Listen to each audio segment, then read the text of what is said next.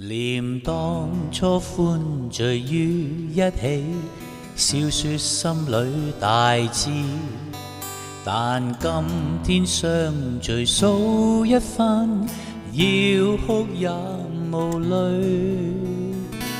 記唔記得呢隻歌啊？呢隻歌呢，原本就叫做《愛情安歌》嘅那天再重聚，即係嗰個電視劇嘅主題曲嚟嘅。咁呢個電視劇，如果你有啲印象呢，就叫做《愛情安歌》即係安 call 咁解啦嚇。咁啊，真係改得幾好嘅個名，一個青春劇。當年呢，就喺無線電視咧不停咁播出啊，播完一次又一次，年年都重播嘅。我就係男主角啦，亦都係主題曲嘅主唱人。咁所以我而家嘅演唱會呢，永遠都係將呢隻歌呢擺喺最尾，成為咗傳統噶啦。大家都知噶。越知咧就越好，因為如果你知道呢，即係我哋一齊成長嘅朋友啦。可能你就係睇《愛情安歌》，聽呢隻歌，然後呢一齊成長嘅。所以今次呢，70大 show 係個演唱會嚟嘅，5月初就嚟啦。